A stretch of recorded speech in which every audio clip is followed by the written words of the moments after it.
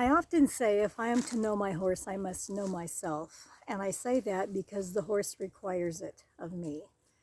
If I show up with a mask or under false pretense or with any kind of hidden agenda or things I'm trying to push below the surface, the horse will always point them out to me. So today I'm going to talk to that for just a couple of minutes here. I've got a few notes so that I don't go on walkabout because I tend to do that. I go off on tangents.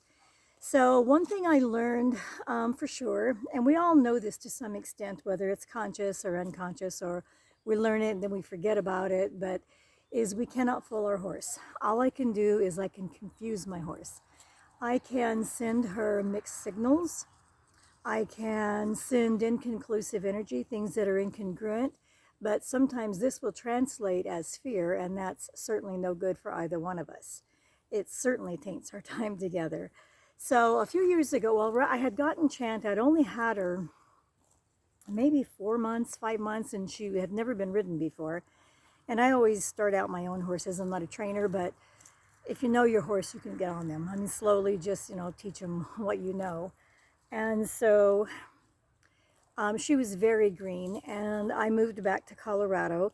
And when I got there, I was lucky. I landed a place on a 40-acre ranch where I was just caretaker of some horses and on the ranch. But I didn't really know any horse people anymore, so I didn't know, I didn't have anyone to ride with. And she was very green. She had only been ridden, I'd say, less than a dozen times. So young, green, strong horse. And I'm getting older by the day, so I was, at a place in my life where I never thought I'd be riding an untrained horse or an uneducated horse.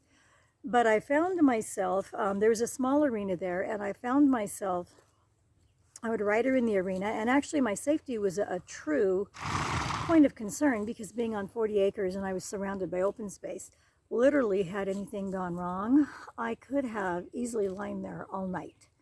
So I was very aware of my mortality and a young horse. It's always funny, they start snorting every time I get on video. I think it's like an amen or something, I don't know. Hope it's not a shut up. So, so anyway, when I would ride her, she would pick up on my fear, and her head would get higher, and she would, drop her back, or she would be so frustrated with me. Chant has a lot of confidence.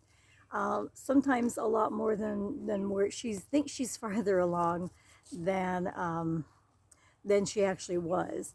But she was just really raring to go, and I would have all this fear all down in my pelvis area, and that would cause me, of course, to clench and ride tighter. So one day before I got on her, I just decided this isn't working, and I thought I'm going to let her know and let her feel and see what's going on with me.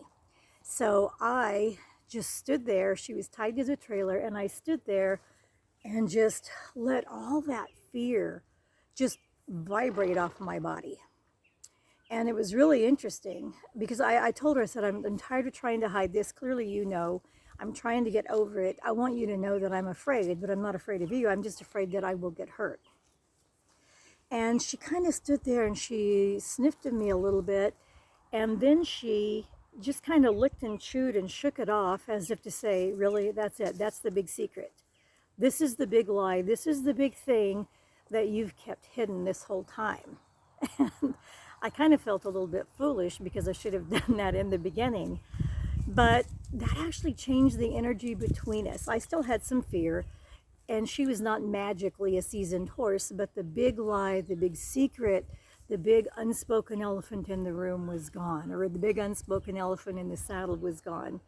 And it really taught me a lot about how if I'm going to show up as who I am for my horse is wanting to know the truth of who I am, I have to be honest with my own fears and not just with myself. I knew within myself, I'm afraid if I get hurt, there's a problem.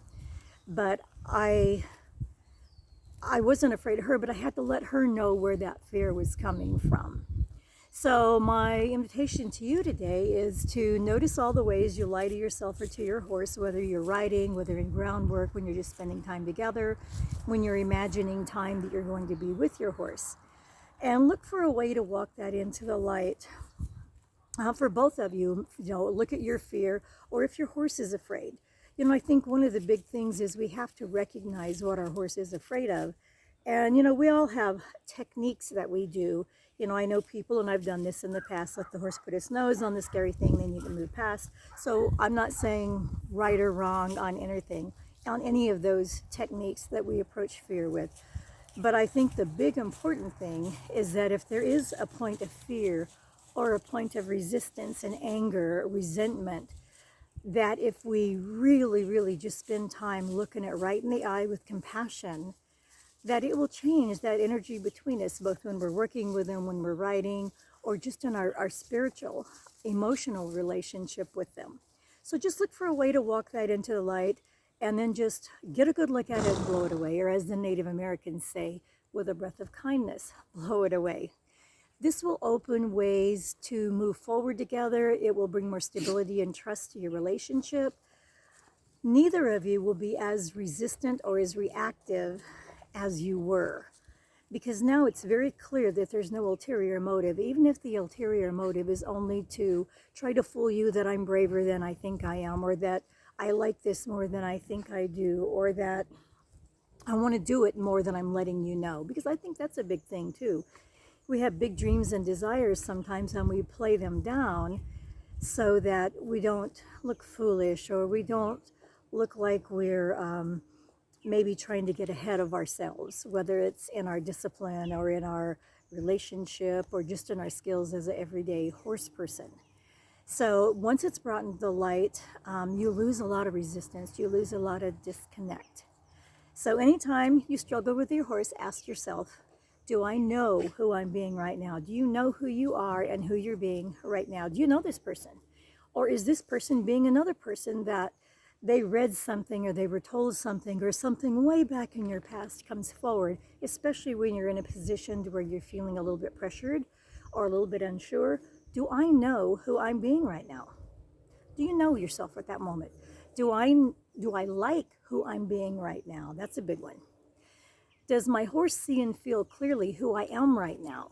Do they like who I'm being right now?